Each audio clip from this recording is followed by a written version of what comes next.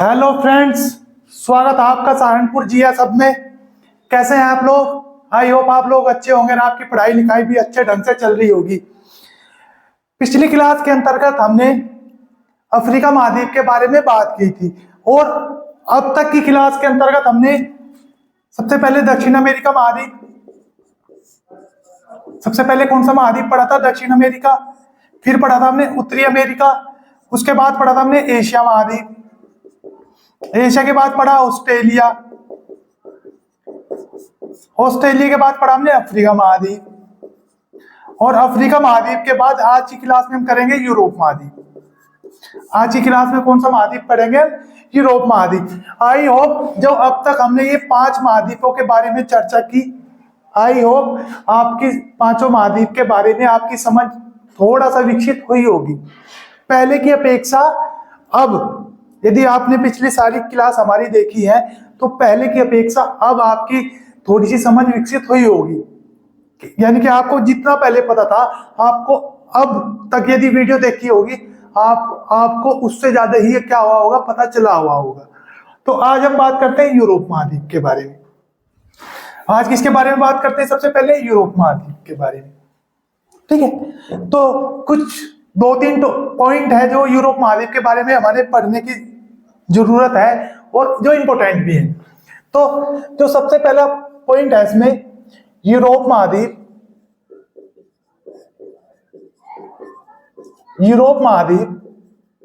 क्षेत्रफल की दृष्टि से छठा बड़ा महाद्वीप है। कैसा महाद्वीप है? छठा महाद्वीप है। यानी कि क्षेत्रफल की दृष्टि से जो यूरोप है ना, वो छठा बड़ा महाद्वीप है। दूसरा सर्वाधिक देशों वाला महाद्वीप, दूसरा सर्वाधिक देशों वाला महाद्वीप। तो दूसरा सबसे ज्यादा देशों वाला महाद्वीप कौन सा? यूरोप। इसमें टोटल कंट्री है 51। पहला था अफ्रीका जिसमें टोटल कंट्री थी हमारी 54। ठीक है, तीसरा जो पॉइंट बनता है इसमें, इस महाद्वीप को, यूरोप महाद्वीप को प्रायद्वीपों का महाद्वीप भी कहते हैं। प्रायद्वीपों का महाद्वीप भी कहते हैं।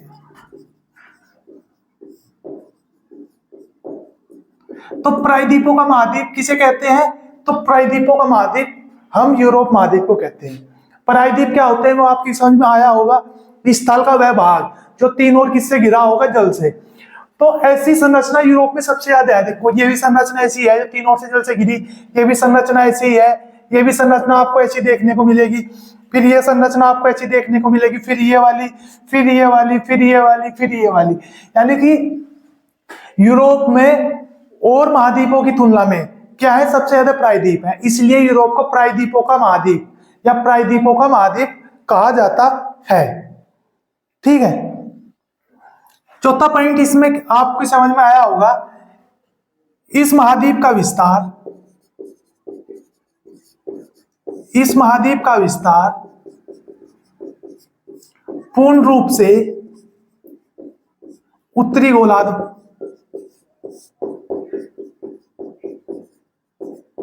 में है।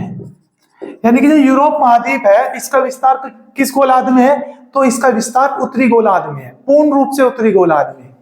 ठीक है, 5वां पॉइंट इसमें निकल के आता है, इस महाद्वीप में मरुस्थलों का अभाव है। यानी कि आपने देखा होगा अफ्रीका महाद्वीप में मरुस्थल पाए जाते हैं, दक्षिण अमेरिका में भी, अफ्रीका में भी, ऑस्ट्रेलिया में भी 6 मरुस्थल पढ़ाए थे आपको, Victoria, Gibson, Simpson, great Sandy, Simpson मरुस्थल, स्टोट स्टोनी। ठीक है, अफ्रीका में भी पढ़ाए थे आपको सहारा मरुस्थल, काराहाली मरुस्थल, नामाबी मरुस्थल। अफ्रीका दक्षिण अमेरिका महाद्वीप में पढ़ाए थे, चिक्वाटी का मरुस्थल पढ़ाया था मैंने आपको। ठीक है, इसी प्रकार इस महाद्वीप में मरुस्थलों का अभाव होता है। मरुस्थल कहां पे पाए जाएंगे?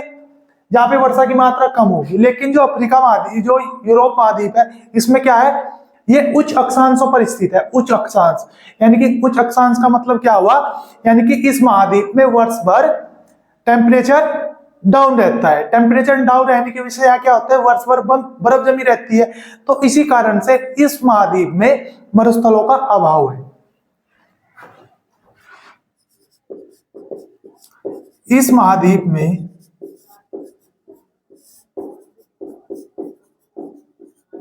मरुस्थलों का अभाव है।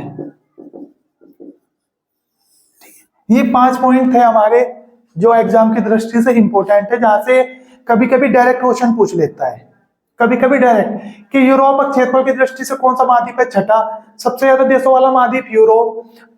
प्रायद्वीपों का महाद्वीप किसे कहते हैं, यूरोप को कहते हैं। किस महाद्वीप का विस्तार पूर्ण रूप से उत्तरी गोलार्ध में है, तो यूरोप का है। किस महाद्वीप में मरुस्थलों का अभाव होता है, तो यूरोप महाद्वीप में होता है। किस महाद्वीप में, यूरोप महाद्वीप में। ठीक है, अब इससे आगे बढ़ते हैं। तो आपको यहाँ पे एक द्वीप दिख रहा होगा, इस द्वीप का नाम है आइसलैंड द्वीप। आइसलैंड द्वीप कौन सा द्वीप है, आइसलैंड द्वीप। और इधर यूरोप महाद्वीप के पश्चिम में, ये तो आपने नोट कर लिया होगा, इसको मैं रब कर देते हैं। एक बार हम सबसे पहले इस महाद्वीप के चारों तरफ को घूम के देखते हैं कि इस महाद्वीप की बाउंड्री पर क्या क्या है। तो जब हम देखेंगे तो इस महाद्वीप के पश्चिम में कौन सा महासागर है, तो इधर है उत्तरी अटलांटिक महासागर। उत्तरी अटलांटिक महासागर। तो उत्तरी इधर पश्चिम में कौन सा महासागर है, उत्तरी अटलांटिक महासागर है। ये पूरा का पूरा कौन सा है, उत्तरी अटलांटिक। ये यूरोप महाद्वीप का एक द्वीपीय देश है जिसका नाम है आइसलैंड। जब आप आइसलैंड से आगे बढ़ोगे तो आपको नॉर्जियन सी यानी कि नॉर्जियन सागर देखने को मिलेगा। याद नहीं रखना, सिर्फ अपनी जो आपकी एटलस होगी इसमें अंडरलाइन करना, नॉर्जियन सी कहां सी है, ये है नॉर्वे और आइसलैंड के मध्य। फिर जब नॉर्जियन सी से आप आगे बढ़ोगे तो आपको एक देश देखने को मिलेगा, नॉर्वे देश। नॉर्जियन सी से आगे आपको कौन सा देश देखने को मिलेगा, नॉर्वे देश। कौन सा देश है, नॉर्वे। नॉर्वे से आगे की और आप बढ़ोगे तो नॉर्वे से लगता हुआ एक देश है स्वीडन। नॉर्वे से आगे कौन सा देश है, स्वीडन देश है। स्वीडन से आप आगे की ओर बढ़ोगे तो आपको देश देखने को मिलेगा फिनलैंड। ठीक है, तो हमने क्या क्या देखा, एक देश है इसका यूरोप का आइसलैंड। आइसलैंड से जब आप आगे की ओर बढ़ोगे तो आपको नॉर्जियन सी देखने को मिलेगा। नॉर्जियन सी से जब आप आगे बढ़ोगे तो आपको एक देश देखने को मिलेगा, नॉर्वे देश। कौन सा, नॉर्वे। नॉर्वे से आगे स्वीडन, स्वीडन से आगे फिनलैंड। फिनलैंड से जब आप आगे की ओर बढ़ोगे तो आपको ये वाला पार्ट दिख रहा होगा, ये वाला इस प्रकार से। ठीक है, तो ये है रूस। ये कौन सा देश है, रूस। क्योंकि हमें पता है रूस जो देश है इसका विस्तार 2 महाद्वीपों में है, एक तो एशिया महाद्वीप, दूसरा यूरोप महाद्वीप। एशिया महाद्वीप में जो रूस का विस्तार उसे कहते हैं साइबेरिया प्रदेश, और जो रूस का विस्तार यूरोप में है उसे रूस कहते हैं। ठीक है, ठीक है। जब रूस से आप आगे की ओर बढ़ोगे तो आपको यहाँ पे ये पूरा का पूरा रूस हो गया, बाउंड्री पे घूमते हैं पहले। तो रूस और साइबेरिया यानी कि एशिया और यूरोप, इन दोनों के मध्य यहाँ पे एक पर्वत है। यहाँ पे एक पर्वत है, कौन सा पर्वत, इस पर्वत का नाम है यूराल पर्वत। कौन सा पर्वत है, अपनी जो एटलस होगी इसमें अंडरलाइन करना, यूराल पर्वत। ठीक है, फिर इस यूराल पर्वत से एक नदी निकलती है, यूराल नदी। अभी सिर्फ नोट करो, मैं लिखवाऊंगा इसमें से फैक्ट क्या है। फिर यूराल पर्वत नदी इसके आगे की ओर बढ़ोगे तो आपको एक पर्वत मिलेगा, काकेशस पर्वत। काकेशस पर्वत, कौन सा पर्वत, काकेशस पर्वत। जब आप काकेशस पर्वत से आगे की ओर बढ़ोगे तो आपको यहाँ एक झील मिलेगी देखने को जिसका नाम है कैस्पियन सागर। कौन सी झील है, कैस्पियन सागर। कौन सी झील है ये, कैस्पियन सागर। फिर आप कैस्पियन सागर से आगे की ओर बढ़ोगे तो आपको यहाँ पे एक और सागर मिलेगा जिस सागर का नाम है काला सागर।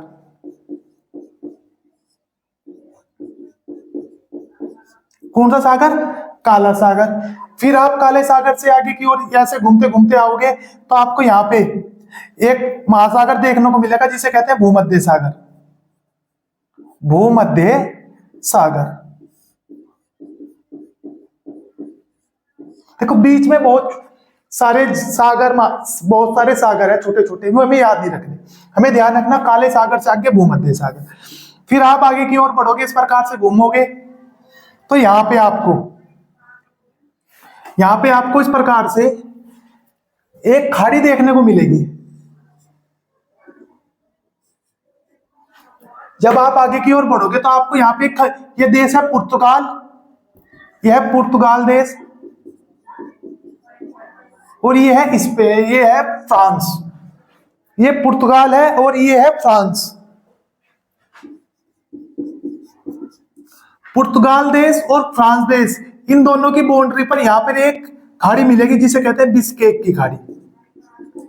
बिस्केक की खाड़ी, ठीक है। और बिस्केक की खाड़ी के पश्चिम में कौन सा महासागर है? अटलांटिक महासागर।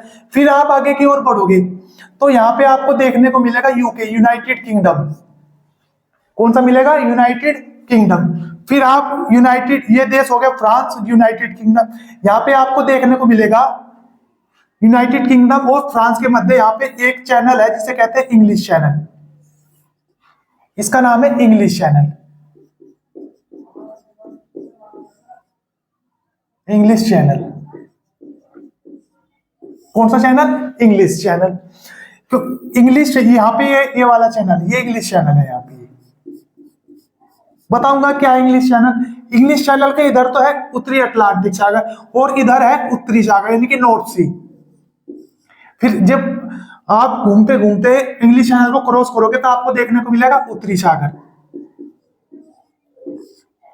ठीक है। ये पूरा का पूरा क्या है? उत्तरी सागर। फिर जब आप उत्तरी सागर से घूमते हुए इधर चले जाओगे तो आपको मिलेगी गल्फ ऑफ बोटनिया, ठीक है, याद नहीं रखनी है। फिर आप इधर जब यहां से घूम के फिर आप इधर को जाओगे तो यहाँ पे आपको मिलेगा बाल्टिक देश। यहां आपको मिलेगा बाल्टिक देश। कौन से देश? बाल्टिक देश। यहां पे एक सागर है बाल्टिक सागर।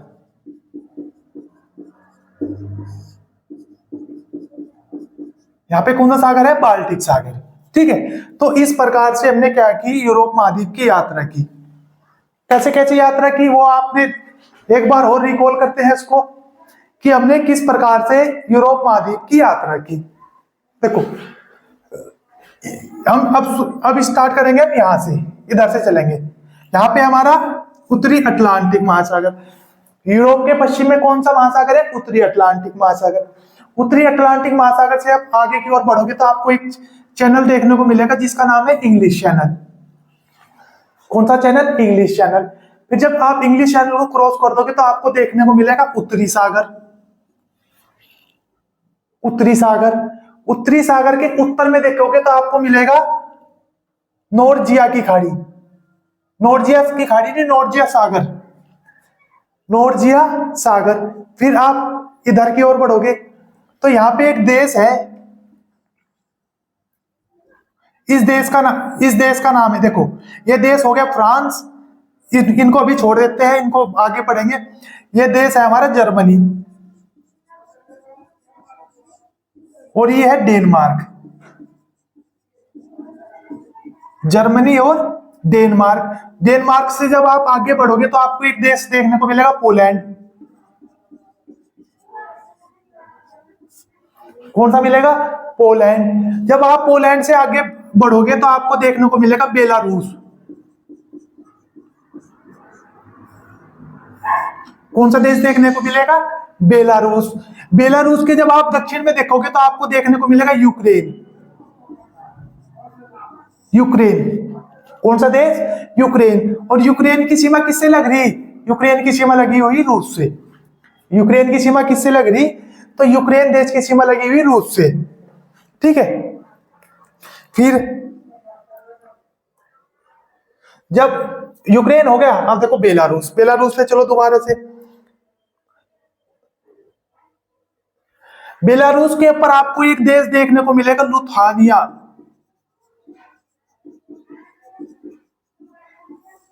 लुथानिया के उत्तर में आपको देखने को मिलेगा लाटविया। कौन सा देश देखने को मिलेगा? लाटविया। और लाटविया के ऊपर है एस्टोनिया, एस्टोनियो। लाटविया के ऊपर कौन सा देश है? एस्टोनियो देश, एस्टोनिया। ठीक है, फिर एस्टोनिया से आप ऐसे घूम के आओगे फिनलैंड, स्वीडन, नॉर्वे। ठीक है, अब इस प्रकार से हमने घूमा, ये देश है, यहाँ पे इटली आपको देखने को मिलेगा। फिर इटली से आप घूमते घूमते आए फ्रांस और पुर्तगाल होते हुए बिस्केक की खाड़ी के होते हुए आप कहां पहुंच गए? अटलांटिक महासागर। तो इस प्रकार से हमने क्या की? यूरोप महाद्वीप की समुद्री यात्रा की। ठीक है, आपको पता यूरोप महाद्वीप के दक्षिण में एक महाद्वीप है जिसका नाम है अफ्रीका महाद्वीप। कौन सा महाद्वीप? अफ्रीका महाद्वीप। और यूरोप महाद्वीप के पूर्व में जिस जो महाद्वीप है उस महाद्वीप का नाम है एशिया महाद्वीप। कौन सा महाद्वीप? एशिया महाद्वीप। यूरोप महाद्वीप के पूर्व में कौन सा महाद्वीप है? एशिया महाद्वीप। यूरोप महाद्वीप के दक्षिण में कौन सा है? अफ्रीका महाद्वीप। जब आप यूरोप के इधर देखोगे तो आपको कौन सा महाद्वीप देखने को मिलेगा? उत्तरी अमेरिका। इधर कौन सा है? उत्तरी अमेरिका।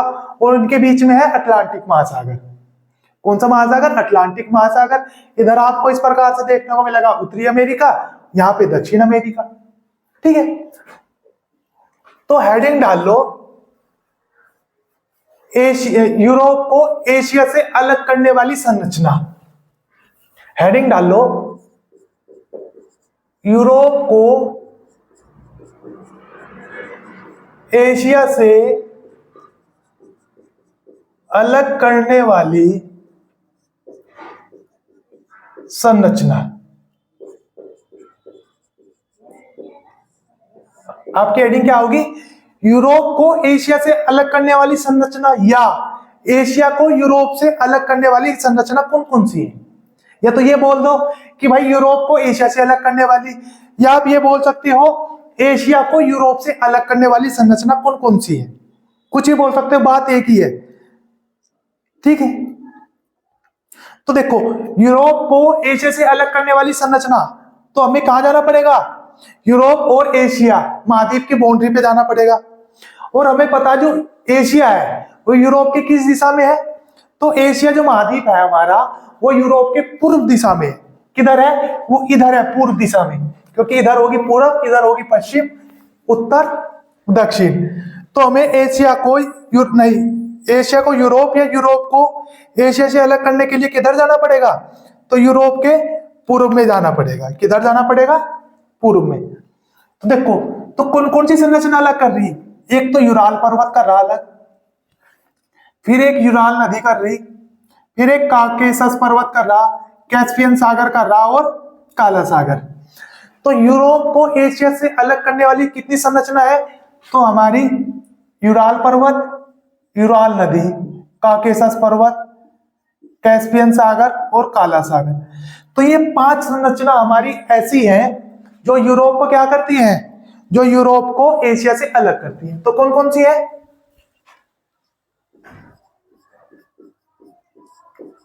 यूराल पर्वत, यूराल नदी, उसके बाद कैस्पियन सागर,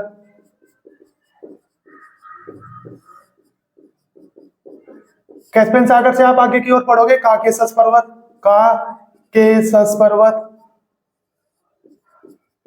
और काकेशस पर्वत के आगे काला सागर। तो ये 5 संरचना हमारी ऐसी है, ये 5 संरचना हमारी ऐसी है जो यूरोप को क्या करती है? एशिया से अलग करती है।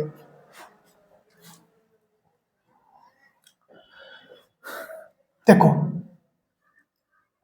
यहां पे मैंने एक जल संधि पढ़ाई थी आपको, ये पूरी की पूरी एक क्या थी? जल संधि थी। इस जल संधि का नाम क्या था? जिब्राल्टर जल संधि।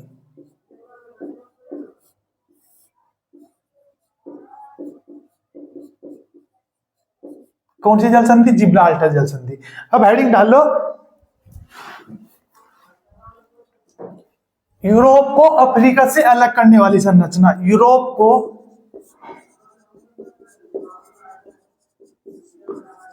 अफ्रीका से अलग करने वाली संरचना।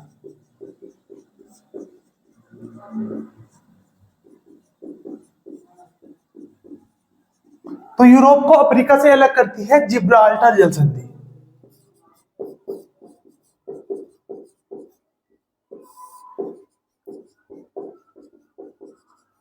तो जिब्राल्टर जल संधि क्या करती है, यूरोप को अफ्रीका से अलग करती है।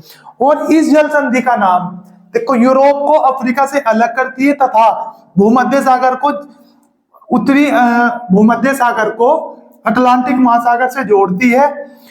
यूरोप को अफ्रीका से अलग करने वाली संरचना का नाम है जिब्राल्टर जल संधि।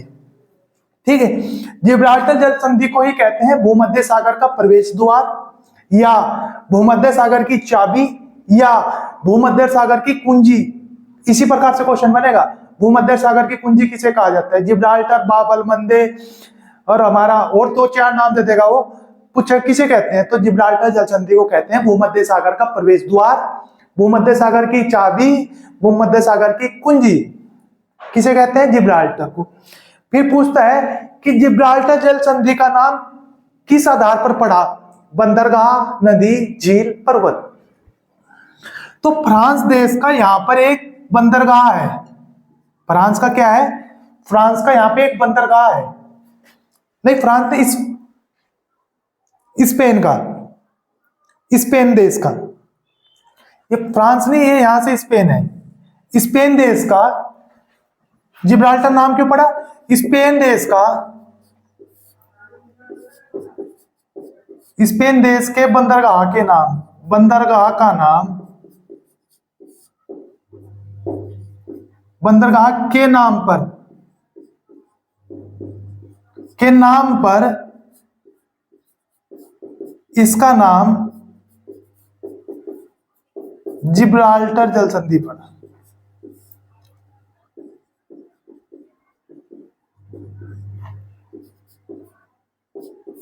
तो जो यहां पे बंदरगाह है ना स्पेन का, उस बंदरगाह का नाम है जिब्राल्टर बंदरगाह, तो उसी के नाम पर क्या नाम रखा गया इसका, जिब्राल्टर जल संधि।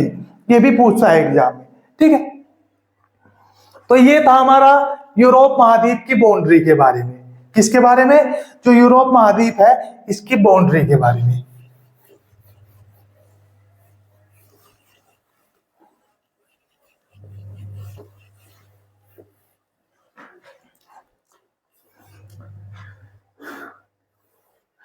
देखो इस महाद्वीप के उत्तर से एक रेखा गुजरती है इस प्रकार से,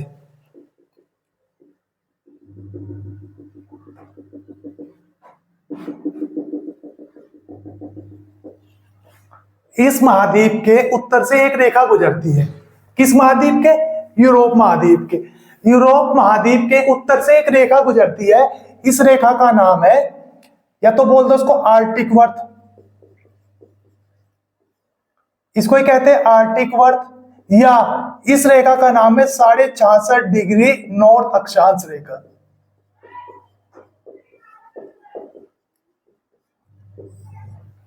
साढ़े 66 डिग्री नॉर्थ अक्षांश रेखा कहां से गुजरती है, यह आपसे पूछेगा आर्टिक वर्त कितने देशों से होकर गुजरता है, क्या पूछेगा, आपसे पूछेगा आर्टिक वर्त गुजरता है, तो आर्टिक वर्त हमारा कितने देशों से होकर गुजरा, देखो ये आर्टिक वर्त हमारा आइसलैंड से भी गुजरता है, देखो कहां कहां से गुजर रहा, आइसलैंड, नॉर्वे, स्वीडन, फिनलैंड, और ये हिस्सा किसका है, तो ये हिस्सा है हमारा रूस का, तो कहां कहां से गुजर रहा, तो आर्टिक वर्त यानी कि 66.5 डिग्री जो नॉर्थ अक्षांश रेखा है ना, 66.5 डिग्री उत्तरी अक्षांश रेखा है, उसे कहते हैं आर्टिक वर्त। तो आर्टिक वर्त हमारा कहां कहां से गुजर रहा है, तो ये गुजर रहा है आइसलैंड,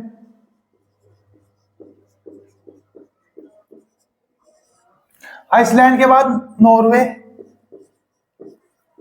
नॉर्वे के बाद स्वीडन, स्वीडन के बाद फिनलैंड, फिनलैंड के बाद रूस, ठीक है, ये तो वे देश है जो यूरोप में है, क्योंकि हमें पता आर्टिक वर्त हमारा उत्तरी अमेरिका, जो हमारा नॉर्थ अमेरिका कॉन्टिनेंट है या नॉर्थ अमेरिका महाद्वीप है, उससे भी तो गुजर रहा, तो उसके कौन सा है, तो यूएसए का एक प्रांत है अलास्का प्रांत। यूएसए का कौन सा प्रांत है, अलास्का प्रांत, वहां से भी क्या गुजरता है, आर्टिक वर्त। फिर एक कनाडा है, एक देश है कनाडा देश, वहां से भी तो गुजर रहा है। और आपको पता कनाडा के पूर्व में एक द्वीप है ग्रीनलैंड द्वीप,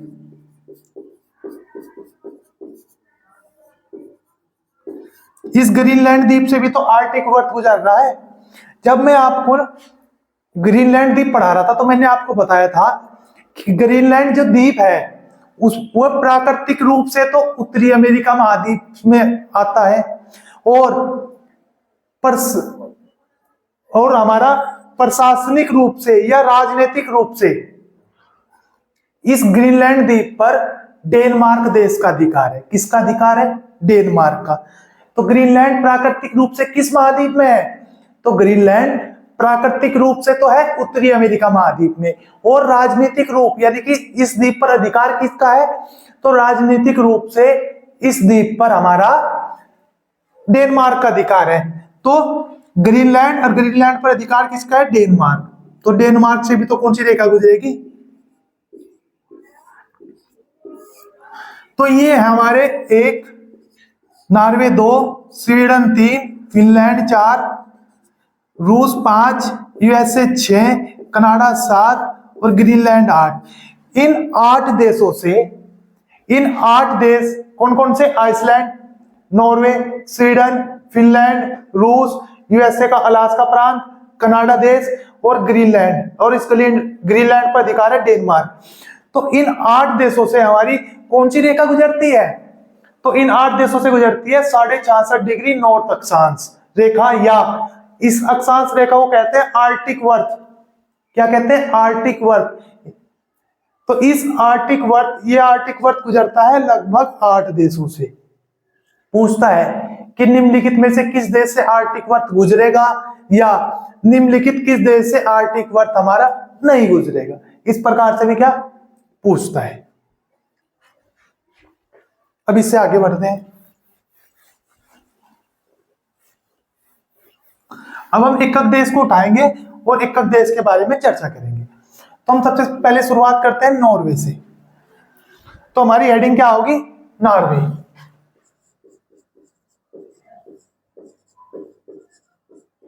सबसे पहले हेडिंग डालना नॉर्वे। नॉर्वे के बारे में कुछ फैक्ट है, 2-3 फैक्ट है जहां से एग्जाम में क्वेश्चन बनते हैं।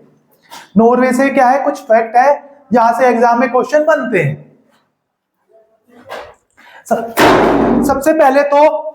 सबसे पहले आपके एग्जाम में पूछेगा कि नॉर्वे की राजधानी क्या है।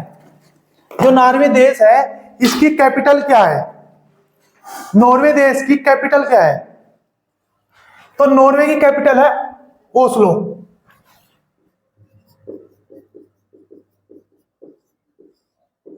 तो नॉर्वे की कैपिटल क्या है, तो नॉर्वे देश की कैपिटल यहां पे है, इसके नॉर्वे के दक्षिण में ओस्लो। तो नॉर्वे की कैपिटल क्या है, यहां पे है ओस्लो। तो नॉर्वे देश की कैपिटल क्या है, ओस्लो। दूसरा पॉइंट नॉर्वे के बारे में नोट करना, नॉर्वे को मध्य रात्रि का सूर्य उदय का देश कहते हैं। नॉर्वे को क्या कहते हैं, मध्य रात्रि के सूर्य उदय का देश। मध्य रात्रि के सूर्य उदय का देश, सूर्य उदय का देश।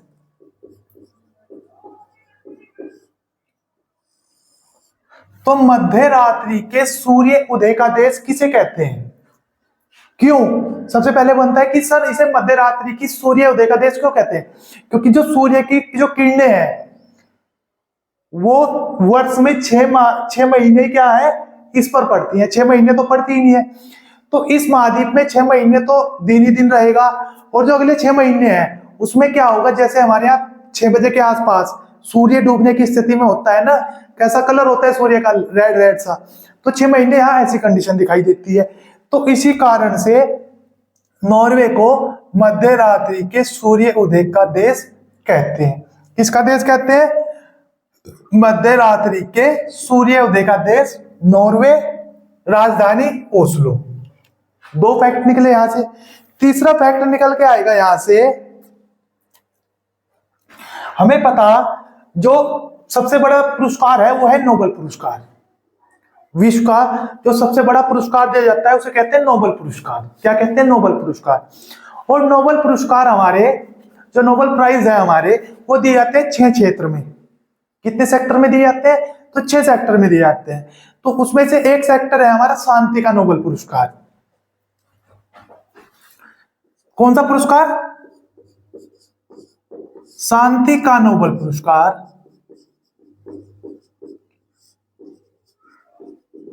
शांति का नोबेल पुरस्कार नॉर्वे की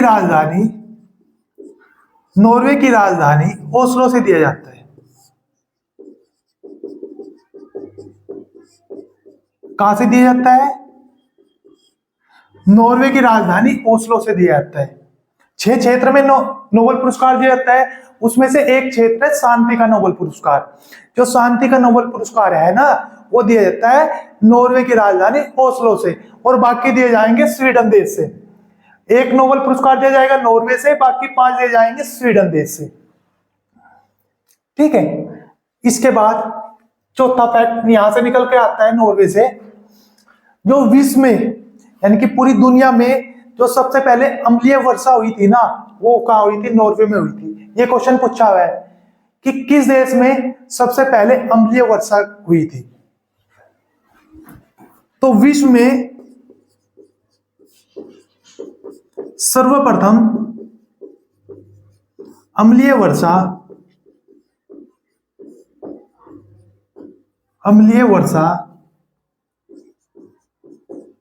नॉर्वे में हुई।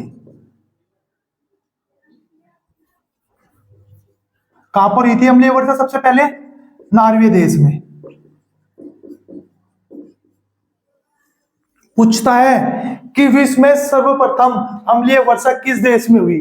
तो विश्व में सबसे पहले अम्लीय वर्षा कहां हुई थी? नॉर्वे देश में। तो इसीलिए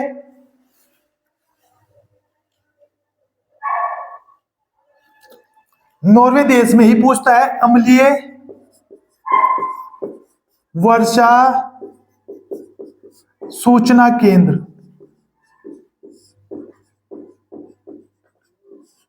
अम्लीय वर्षा सूचना केंद्र। कौन सा केंद्र? अम्लीय वर्षा सूचना केंद्र कहां पर है? पूछेगा अम्लीय वर्षा सूचना केंद्र। अम्लीय वर्षा सूचना केंद्र का हेडक्वार्टर कहां पर है, यानी कि इसके बारे में सबसे पहले सूचना कहां से दी जाती है? तो वहीं से तो दी जाएगी ना जहां पे सबसे पहले वर्षा हुई। तो सबसे पहले वर्षा हुई थी नॉर्वे में। तो इसका जो वो बना रखा ना संस्था जो सूचित करती है कि यहाँ पे अम्लीय वर्षा होने वाली, तो उसका केंद्र है नॉर्वे देश की राजधानी ओस्लो में, क्योंकि यहीं पे सबसे पहले वर्षा हुई और यहीं से ही रिसर्च हुई। रिसर्च होते हुए इसका ही हेडक्वार्टर कहां पे बना दिया? ओस्लो में ही। क्या बना दिया? इसका हेडक्वार्टर बना दिया। कहां पर? नॉर्वे देश में। तो ये थी हमारी नॉर्वे के बारे में। इसके बाद आगे बढ़ते हैं। इससे आगे हमारा देश है स्वीडन देश। इससे आगे हमारा कौन सा देश है? तो इससे आगे हमारा स्वीडन देश। अगला देश डालना स्वीडन। इसको रब कर देते हैं पहले। देखो इतनी जानकारी बहुत है, यदि आप किसी देश के बारे में इतनी जानकारी रखते हो ना तो बहुत है वो। इससे बाहर कभी क्वेश्चन में एग्जाम में क्वेश्चन नहीं जाएगा आपके, इतना ही पूछता है आपसे। इसके बाद आज जब आप आगे बढ़ोगे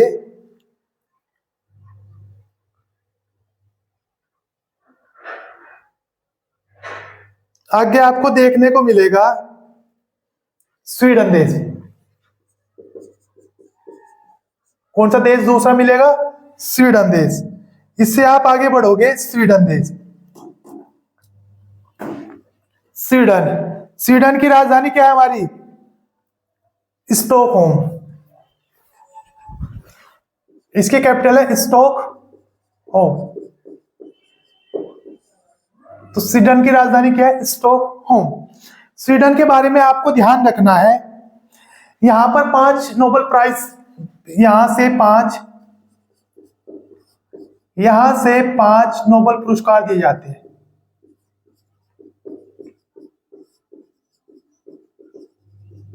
पुरस्कार दिए जाते हैं। तो हमें पता नोबेल पुरस्कार कितने क्षेत्र में दिया जाता है? 6 क्षेत्र में। उसमें से शांति का नोबेल पुरस्कार कहां से दिया जाता है? नॉर्वे से। और बाकी 5 कहां से दिए जाते हैं? स्वीडन की राजधानी स्टॉकहोम से। ठीक है, वे 5 कौन कौन से हैं?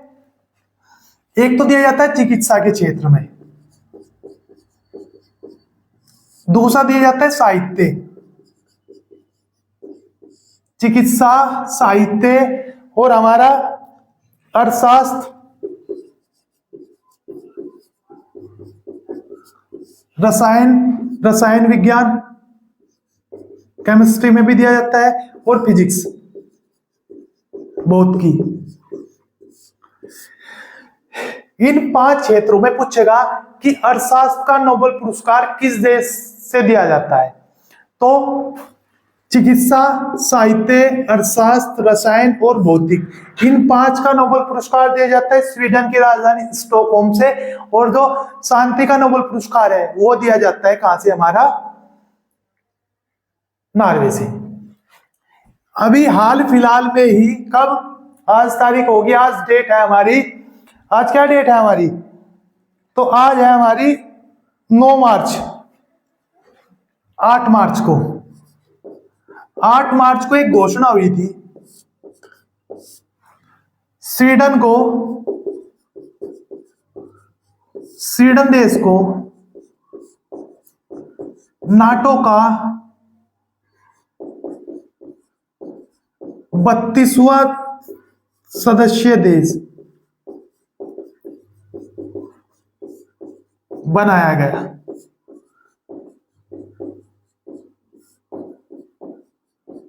तो नाटो 8 मार्च को घोषणा हुई कि नाटो, जो हमारा स्वीडन है ना, ये अब तक जो नाटो संस्था है, नॉर्थ अटलांटिक टेरिटरी ऑर्गेनाइजेशन, उत्तरी अटलांटिक संधि संगठन, उत्तरी अटलांटिक, जो इस देश में जो अटलांटिक महासागर है ना, इन देशों ने मिलकर एक संस्था बना रखी जिसे कहते हैं नाटो।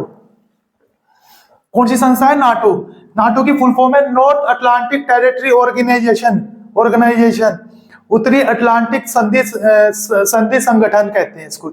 इसकी स्थापना हुई थी, नाटो की जो स्थापना हुई थी वो हुई थी 4 अप्रैल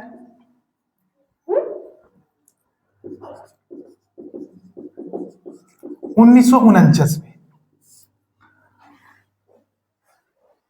कब हुई थी स्थापना नाटो की? तो नाटो की स्थापना हुई थी 4 अप्रैल 1949 में हुई थी। और इसमें अब तक टोटल कंट्री थी 31। इसमें कितनी कंट्री थी? 31 कंट्री थी। अभी इसमें टोटल कंट्री होगी 32। तो पूछता है नाटो का 32वां देश कौन बना? तो नाटो में 32वां देश जो शामिल हुआ वो हुआ स्वीडन। कौन सा देश शामिल हुआ? स्वीडन। और आपको पता है रूस और यूक्रेन के मध्य युद्ध चल रहा है, वो किस चीज को लेकर है? यूक्रेन चाहता है कि वो भी नाटो का सदस्य बने। रूस उसको क्या करता है? मना करता है। रूस को पता है यदि नाटो का देश बन गया ना तो रूस का जो काला सागर पर अधिकार है वो क्या हो जाएगा? कम हो जाएगा। तो इसी को लेकर रूस और यूक्रेन के बीच हमारा क्या चला हुआ है? युद्ध। ठीक है, तो नाटो का 32वां देश कौन सा बना? तो नाटो का 32वां देश बना हमारा स्वीडन। कौन सा बना? स्वीडन क्या बना? नाटो का 32वां देश, 32वां कंट्री बना। ठीक है, इससे आगे आप बढ़ोगे तो आपको देखने को मिलेगा फिनलैंड। इससे आप आगे बढ़ोगे तो आपको कौन सा देश देखने को मिलेगा? फिनलैंड।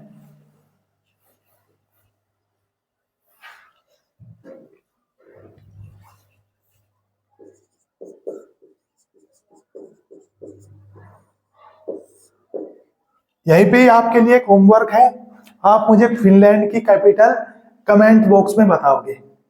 जाके सर्च करना अपनी एटलस में, और देखने के बाद आप कमेंट, जो हमारा कमेंट बॉक्स है ना यूट्यूब चैनल के, जो आपके नीचे देखने को मिलेगा, उसमें आप क्या करोगे? कमेंट करोगे कि जी फिनलैंड की कैपिटल ये है। तो फिनलैंड की राजधानी जो भी होगी आप कमेंट बॉक्स में छोड़ दोगे, मैं देख लूंगा सही है गलत है। ठीक है, दूसरा, फिनलैंड को कहते हैं 1000 झीलों का देश।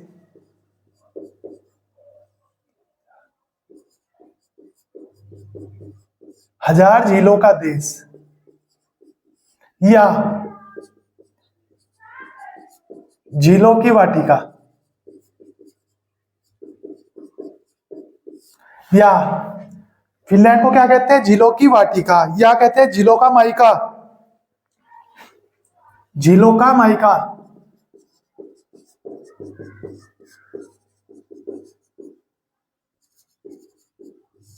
तो विश्व में सबसे ज्यादा झील किस देश में है? तो विश्व की सबसे ज्यादा झील है हमारी फिनलैंड, इसीलिए फिनलैंड को कहते हैं झीलों का देश। क्या कहते हैं? झीलों का देश। यहीं पे नोट करके लिखना, नदियों का देश।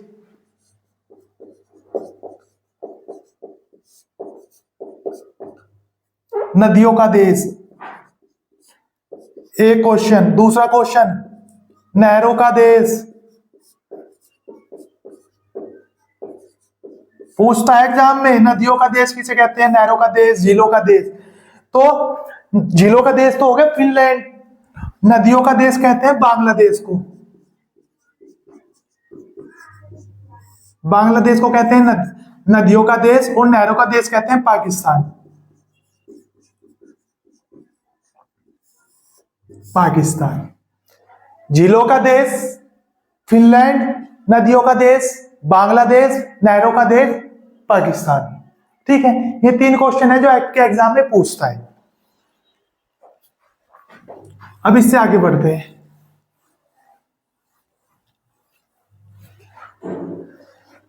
जब आप इससे आगे बढ़ोगे तो आपको रूस मिलेगा, रूस की राजधानी मॉस्को। इससे आगे बढ़ोगे तो आपको यहां पे एक सागर मिलेगा, बाल्टिक सागर। कौन सा सागर? बाल्टिक सागर।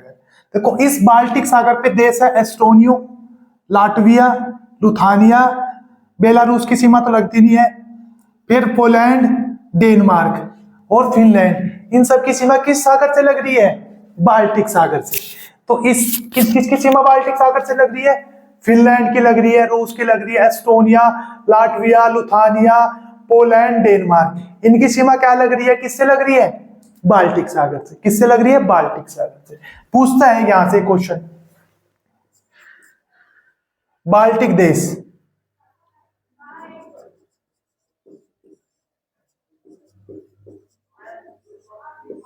देखो सीमा तो फिनलैंड, रूस 2, 3, 4, 5, 6, 7 देशों की सीमा लगी हुई है। लेकिन यहां से क्वेश्चन बनता है कि निम्नलिखित में से कौन सा देश को बाल्टिक देश की संज्ञा दी जाती है? किस देश को बाल्टिक देश की संज्ञा दी जाती है? तो जो 3 देश हैं, एस्टोनिया, लाटविया और लुथानिया, कौन कौन से? Estonia, Latvia, Lithuania.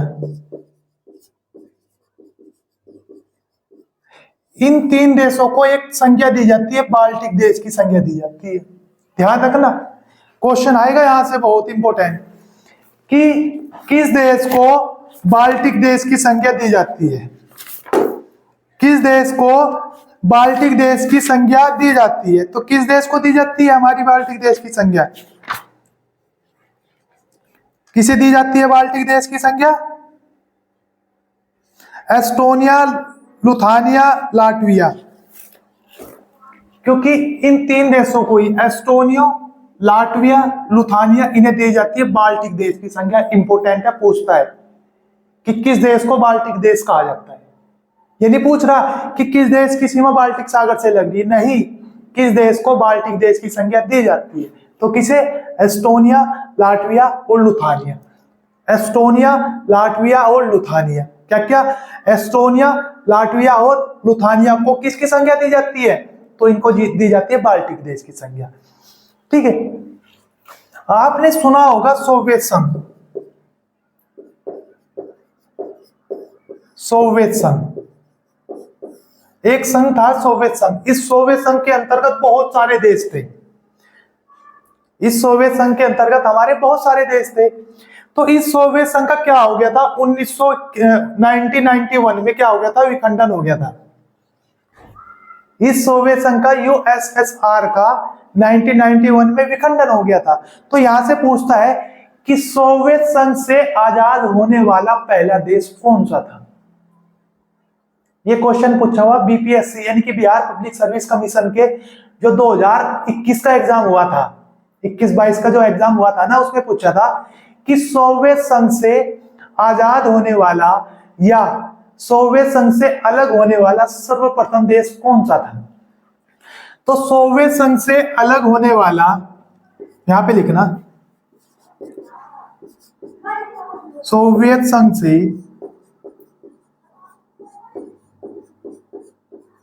आजाद होने वाला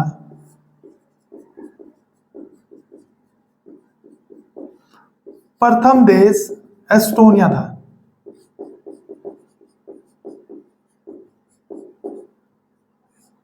मोस्ट इंपोर्टेंट फैक्ट है ये, मोस्ट इंपोर्टेंट फैक्ट है कि सोवियत संघ से अलग होने वाला या यूएसएसआर से अलग होने वाला पहला देश। पहले तो यही पूछ लेगा कि सोवियत संघ का विखंडन कब हुआ, 1991 में। जब इसका विखंडन हुआ तो उसमें सबसे पहले कौन सा देश आजाद हुआ था, एस्टोनिया। एस्टोनिया, लाटविया और लुथानिया, इन्हें किस देश की संज्ञा दी जाती है, बाल्टिक देश की क्या दी जाती है, संज्ञा दी जाती है। और पूछ लिया बाल्टिक सागर के तट पर कौन कौन से देश स्थित हैं, तो फिनलैंड, रूस, Estonia, Latvia, Lithuania, Poland, Denmark, ये क्या है, इसकी सीमा पर स्थित है देश है। कौन कौन से,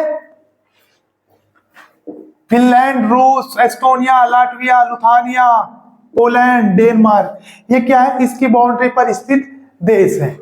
क्या है, देश है।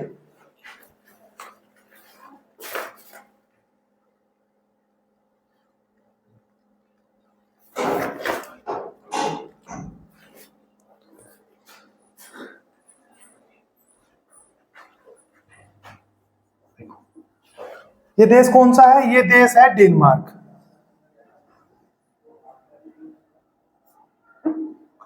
और ये है जर्मनी।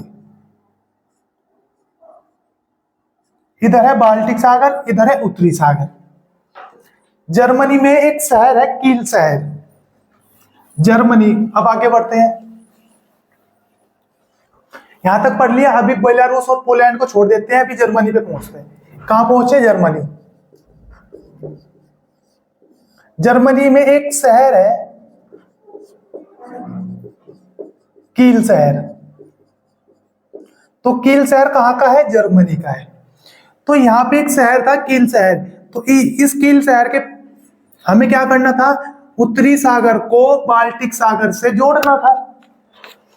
उत्तरी सागर को बाल्टिक सागर से जोड़ना था। तो जोड़ने के लिए हमें क्या करना था, देखो वैसे तो हमें घूम के आना पड़ता था।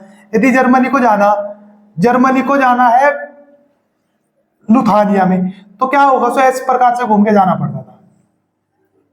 लेकिन जब जर्मनी को इतना लंबा सफर से बचने के लिए, तो जर्मनी ने यहाँ पे एक नहर का निर्माण किया। तो इस नहर का नाम है कील नहर। तो पूछता है कील नहर किस देश में स्थित है, तो कील नहर है जर्मनी में। कील नहर कहां पर है हमारी, जर्मनी में। जो जो क्या करती है, जो उत्तरी सागर को बाल्टिक सागर से, उत्तरी सागर को बाल्टिक सागर से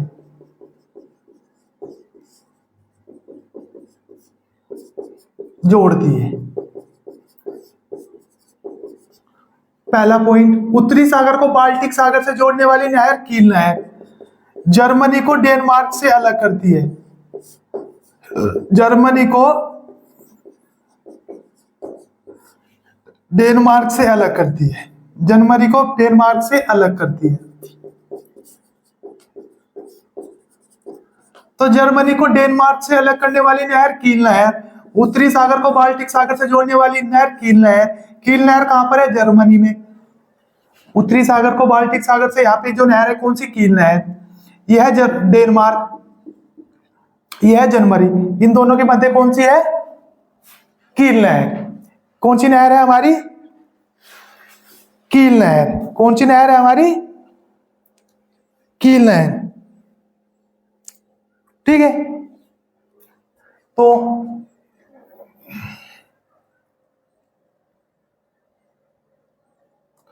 ये था आज की क्लास में हमने लगभग 8 से 9 देशों के बारे में अध्ययन किया। आई होप आपको आज की क्लास समझ में आई होगी। यदि आपको आज की क्लास अच्छी लगी हो तो वीडियो को लाइक करना, शेयर करना, चैनल को सब्सक्राइब करना। धन्यवाद।